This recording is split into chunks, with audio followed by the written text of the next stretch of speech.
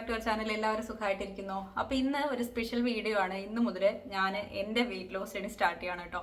അപ്പോൾ weight loss journey എന്ന് പറയുമ്പം ഈ ഒരു ജനുവരിയിൽ ഞാനെല്ലാം അത്യാവശ്യം പക്കയായിട്ട് ചെയ്ത് വന്നിരുന്നതായിരുന്നു. ഡയറ്റൊക്കെ ഏകദേശം മെജോറിറ്റി ഡേയ്സിലും പ്രോപ്പർ ആയിരുന്നു.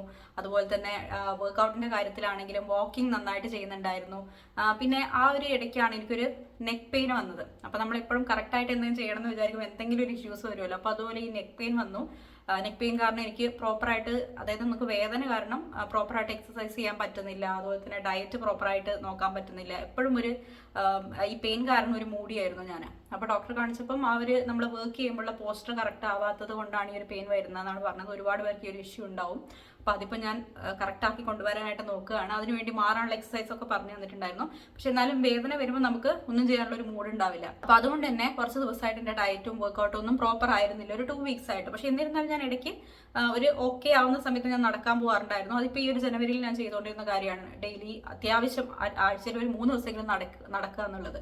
അപ്പോൾ അങ്ങനെയൊക്കെ ചെയ്തു വരുന്നുണ്ടായിരുന്നു. പക്ഷെ എന്നാലും ഒരു പ്രോപ്പർ സ്ട്രെങ്ത്, അതായത് വെയിറ്റ് ഒക്കെ വെച്ചിട്ടുള്ള വർക്കൗട്ട്, സ്ട്രെങ്ത് ബേസ്ഡ് ആയിട്ടുള്ള വർക്കൗട്ട് ഒന്നും ഞാൻ ചെയ്തു വരുന്നുണ്ടായിരുന്നില്ല.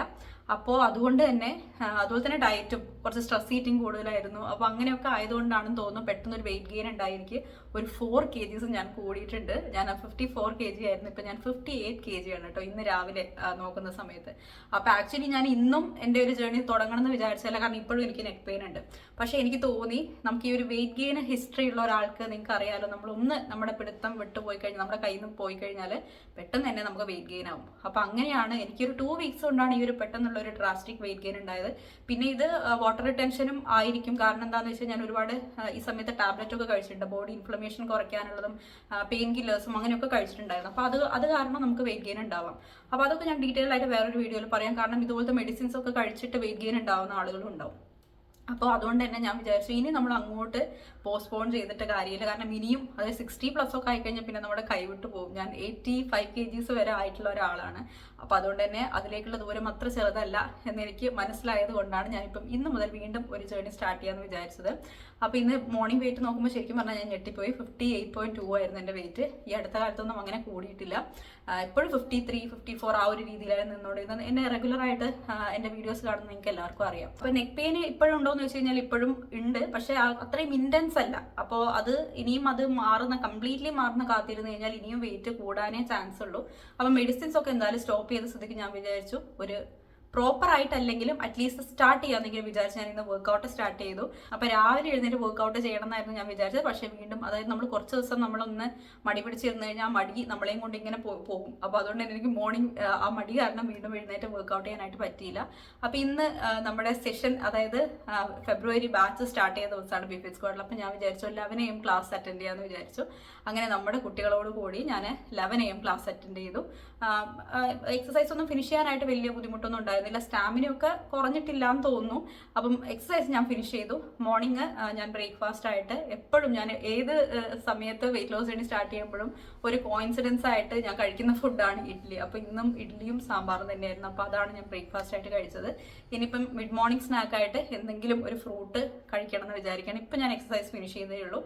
11 o'clock ഞാൻ അങ്ങനെ എക്സസൈസ് ചെയ്യാത്ത ഒരാളാണ്. പക്ഷെ എന്തായാലും ഇന്ന് സ്റ്റാർട്ട് ചെയ്യണം എന്ന് വിചാരിച്ചു. അപ്പോൾ അതുകൊണ്ട് തന്നെ ഞാൻ ഇന്ന് 11 AM ക്ലാസ് അറ്റൻഡ് ചെയ്തു. അപ്പോൾ ഇന്നിപ്പോൾ ഞാൻ ഈ വീഡിയോ ചെയ്യാനുള്ള ഒരു റീസൺ എന്ന് വെച്ച് കഴിഞ്ഞാൽ, എൻ്റെ കൂടെ തന്നെ ഒരു വെയിറ്റ് ലോസ് ജേർണി സ്റ്റാർട്ട് ചെയ്യാൻ നിങ്ങൾ ആഗ്രഹിക്കുന്നുണ്ടെങ്കിൽ നിങ്ങൾക്ക് റൈറ്റ് ടൈമാണ് എൻ്റെ കൂടെ ജോയിൻ ചെയ്യാനായിട്ട്. You are always welcome. അപ്പോൾ എത്ര പേര് ഈ ഒരു ജേർണിക്ക് റെഡിയാണ് താഴെ കമന്റ് സെക്ഷനിൽ കമന്റ് ചെയ്യുക. ഇത് ആക്ച്വലി എന്താണെന്ന് വെച്ച് കഴിഞ്ഞാൽ നമ്മൾ ഒരുപാട് സ്ട്രിക്റ്റ് ആയിട്ടൊന്നും ഒരു കാര്യങ്ങളും അങ്ങനെയൊന്നും ചെയ്യുന്നില്ല. ഒരു 1200 to 1500 ആ ഒരു റേഞ്ചിലായിരിക്കും നമ്മുടെയൊക്കെ ഒരു കലോറി ഇൻടേക്ക് വരുന്നത്. ആ രീതിയിലുള്ള ഒരു ഡയറ്റ് നമ്മൾ ഫോളോ ചെയ്യുന്നു. മാക്സിമം പ്രോട്ടീൻ നമ്മുടെ ഡയറ്റിൽ ഇൻക്ലൂഡ് ചെയ്യാൻ വേണ്ടി നോക്കുന്നു. റെഗുലറായിട്ട് വർക്കൗട്ട് ചെയ്യാനായിട്ട് ശ്രമിക്കുന്നു. അങ്ങനെ കുറച്ച് കാര്യങ്ങൾ മാത്രമേ നമ്മൾ ചെയ്യുന്നുള്ളൂ. പ്രോപ്പർ ഹൈഡ്രേഷൻ, അങ്ങനത്തെ കാര്യങ്ങളൊക്കെ. അപ്പോൾ ഒരു ട്രാക്കിലോട്ട് വരാനും ഈ പെട്ടെന്ന് ഈ കൂടിയ വെയിറ്റ് ഒന്ന് കുറയ്ക്കാനും വേണ്ടിയിട്ട് ഞാൻ ചെയ്യുന്ന ഒരു ചാലഞ്ചാണ്. എത്ര ദിവസം ഞാൻ ചെയ്യുന്ന അറിയില്ല.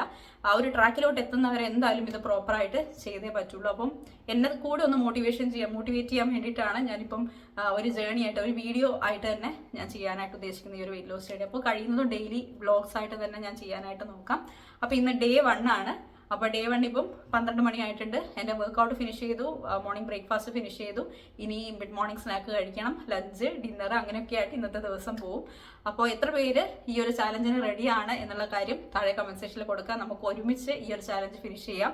അറ്റ്ലീസ്റ്റ് ഒരു മാസം കൊണ്ട് അല്ലെങ്കിൽ ഒരു 2 വീക്സ് ഒക്കെ കൊണ്ട് നമുക്കൊരു 4 kg അല്ലെങ്കിൽ 4 to 5 kgs റെഡ്യൂസ് ചെയ്യാൻ പറ്റുന്ന രീതിയിൽ നമുക്ക് ഈ ഒരു ചാലഞ്ച് മുന്നോട്ട് കൊണ്ടുപോകണം. പിന്നെ ഈ ഒരു വെയിറ്റ് ലോസ് ചാലഞ്ചിന് പ്രത്യേകിച്ച് ഒരുക്കങ്ങളും കാര്യങ്ങളൊന്നും വേണ്ട. നമ്മൾ വീട്ടിൽ സാധാരണ ഉണ്ടാകുന്ന ആഹാരങ്ങളൊക്കെ തന്നെയായിരിക്കും കഴിക്കുക.